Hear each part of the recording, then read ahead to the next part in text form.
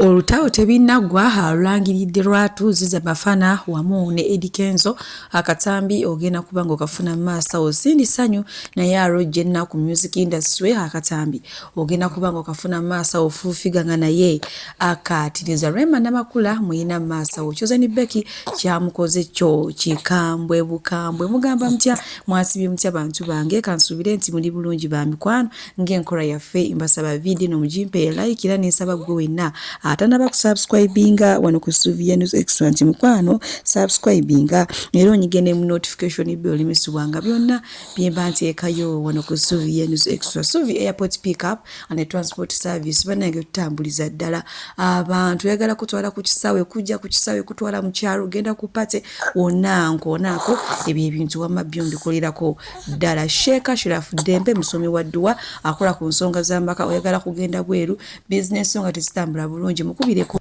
Mwanange sigenda kulisa era nga nkutandise n'omuyimbi Ziza Bafana ono n'olunaku lw'ejjo aweekasanga ti aba Galaxy babadde bamutumiza era nga bakulembeddwamu DJ Nimrod ono no yawonye okugajambulwa oba okukubwa ekibinja ekyamusazeeko nga bali awo ne Galaxy ngenda kuba nga nkutuusako ekibinja ekyo ate mali naye mukuwe nga yeewera kuba yagamba nti ekibinja kino omuntu yakimusindikidde abadde Eddie Kenzo jukira ku zino balinamuko okwetaagula oba obutakkanya kale katulaba bamusazeeko na kiki kyayogera.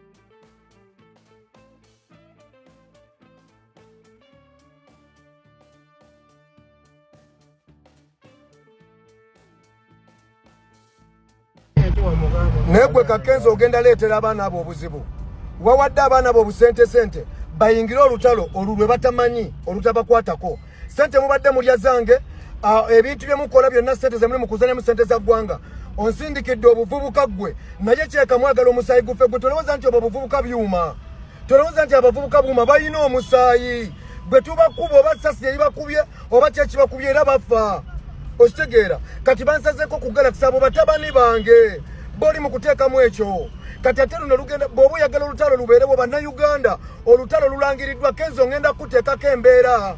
Bwatyo Ziza Bafana amaze ate okulangirira olutalo ye ne Eddie Kenzo kati ekyebuuzibwa waye gwalulangiriddeko olutalo Eddie Kenzo oba akimanyiiko oba Ziza Bafana ali ku bibi naye takomyeko n'avumirira nnyo Galaxy kubanga byabadde bamuyise munnange bwe nkuzaako eno ewa Sindi Ssanyu ono nno munnange avuddeyo n'ategeeza nti ye obuteega bangula munnange bwamuza nnyo emabega mu music industry kuba agamba nti ye buli we yatuukanga nga baagala kya Mikairi nga baagala kya Nabunya mukazi wa taate nga ye tabisobolera kuddala era kyeyava abivaako kale nga si yeyeka alojja ekizibu kino mu bakyala mu music industry ne Fuufiganga naye enawo azze nga abyogerako nti buli muyimbi yenna gw'olaba ayitimuse mukwano abeera agaba nnyo ekya Nabunya nti singa oba okigaba obeera ojja kuyimuka mangu naye buli w'okikodowalira era naawe biba bijja kumenya nnyo kale katumulala namanya bulumi buli mu studio ng'okola luyimba mama onakukwata mabeere olina kukwata mu mbugo omwana akusokola akapama olina kufuulwa mu nnyuma byonna bulumi bwakuyimba buli mu studio ononye luyimba bw'omala okulugjayo noba n'akasiddi mu nkwawa notandika okwenjeera ogenda ku TV n'olaba owa control room n'omuwa oluyimba n'omuwa esente batakuggyako kya Mikairi oluusi n'akobakako n'esente n'azitwala n'oba ku control room n'ogenda simanyi kwani ku managing simanyi akuli ezo simanyi bita ku mpewo oyo naye n'akuwa oluusi naye n'akwokya n'oveeyo n'olumba producer simanyi producer bwata kufumita senta swana kufumita na kufumita bwova n'olumba presenter amuwadde sente gwakuba kyeva tulina nnyimba nyina tetuziteekayo otwala oluyimba no bawane sente zate ne bagaba kwebakeko na music na natandise okutamya bw'atyo ne Full-Figure naye bw'alojja music industry eri abakyala nti munange bayita mu bingi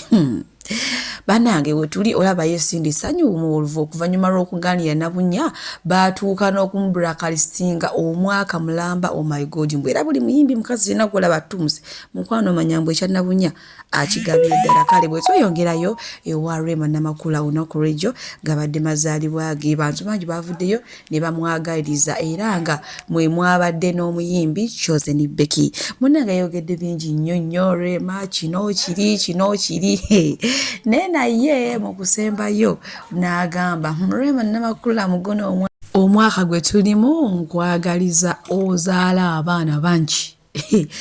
Kale we tuline nga si ye yekka era nga n'omuyimbi Alien Skin Kimenke Danger ye tatya Danger naye Olunaku Lw'ejjo gabadde mazaalibwa ge. Ndabyekaawo nga bamukoledde pati era nga mwe mwabadde ne champion Ogudo naye munange yazze ne yeetaba wamu ku mazaalibwa g'omukulu ono Alien Skin. Weewo ennaku zino ayina ebimuvuga speed ebyabakyala naye ng'ebitugenda kuba nga tubiyingiramu kuba kati tuli mu masanyu nti Mukama yamwongeddeko omwaka omulala. Munange bwe nkongerayo ew'omusumbuluzi Yasibujingo ono nno nga avuddeyo n'ayogera eri basumba banne nga bwe basumba endiga n'agamba n'alabulawo bonna abantu abasembeera ennyo abasumba abavuunula abakwata akazindaalo ndowooza ababeera ne zi laptop nga bemanya ebintu ndowooza era ebyokusaba kati abo ababeera close nnyo n'abasumba abasajja nti munnange tebasobola kwagala abaana baabasumba abo be babeera bali ku lusegere apaana bingi byayogedde naye mbadde nsaba obeera ku kyaki n'oyasamirira n'okwatira pasita bayibuli n'omukolero bwa bodegaadi n'otambula ne mudde eno ne mudde eri naye okwananga muwala we n'olaba olyoka otegere nti olina mugaso. Era w'okwanira muwala wa pasita bweppa bwe batakutta bakusiba bwe batakusiba muwala we gwatwala ebweru embwa yamukwanye naye ng'ate ennimi omanyi ozoogera.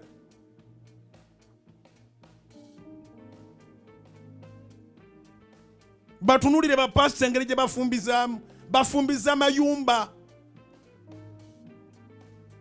Tova n'eri n'oga nti nange ndi pasita mutabani wange awasa nawe pasita oteeka okuba nga weekozeemu omulimu. Bafumbiza mayumba, bafumbiza bakungu.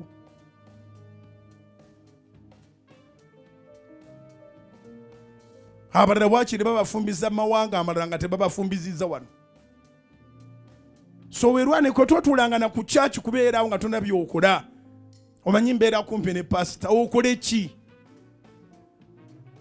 Genda okole kolera ddala.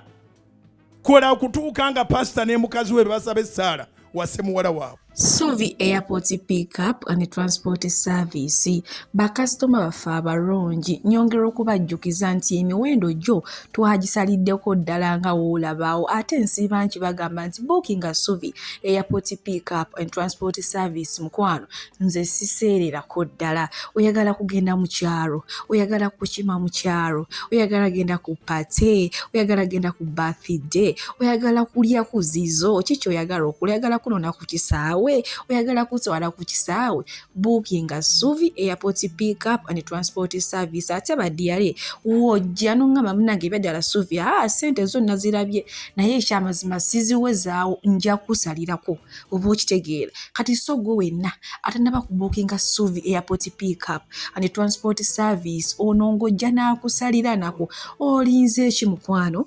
Bookinga Suvi tweyongere. Gavumenti eyimiriza ekikwekweto ekyokumenya abantu abadde bakolera ku makubo kw'otadde n'abasuubuzi. Ate ye Minisita David Bahati ow'ebyensimbi avuddeyo n'ategeeza gavumenti nti akabagire nga bakyekenneenya ekintu kino. Naye gwe wenna abadde yasangirwa nga bakugamba okugyako akayumbako n'okaggyako tokkirizibwa kukazaawo. Naye ate abo abadde bakyabulemezezaawo b'omukwano bagenda giranga bakolerako okutuusa omwezi ogwa July. Kale Bebe Cool munene big size y'omu kubeetaba ku mazaalibwa ga General Muhoozi birthday land. Naye munnange yalabibwako ng'adduka awo nga bw'obitegeera naye naye ndowooza mulimu abamu bwe kitaasanyusa ng'ate we ngenda okubalekerako vidiyo no ye ng'attottola biki bye yalaba ng'ate omukulu ono ng'adduka. Era mu kaseera kano munzikirize mbasiibulire wano Mukama bampere kyonna kye musinga okwagala gwe wenna ayagala Suvi News Extra nenga nziremu bajjukiza nti tabula ne Suvi airport pick up togenda ate kwejjusa yadde n'akatono mu mpagiri omutampagira kuli yabadde adduka n'abuuza ko buli yabadde n'essimu mpa ku ssimu ndabe abameka abali emabega beezasamazza kubanga balaba n'essi balaba bulungi. Kobulo olwamuwadde essimu n'agitunula mbwate laba abaani abasamadde basobola oteeka ku tikitooko ye ne ku Instagram. Akamyu kasigadde kazina kamyu. Uyadduse okuva ekanyanyi wabaddeyo embate zadde zeerinnyira zasigadde zeerinnyira. Bagamba waliwo embwa eyabadde ezina ginnayo yasigadde kwegamba zikyekutte. Abafumba emmere ku mikolo basigaddeko bafumba mmere yaabwe butogo. Ababajja keesi z'abafu basigadde bakomaga mbugo. Warehouse tezaggaddewo. Tewaliwo na luguudo lwe basibye yadde. Emirimu gyasigadde gitambula. Nkujjukiza omusajja afutuka ebidomola by'entuuyo nga 5 jerikaani 5. Alina ekigendererwa bamukwati olwalagemuho. Abalungi abatuwuliriza era abatulaba olunaku olwaleero tukyaddeko ewa Sheikh Ashraf Dembe.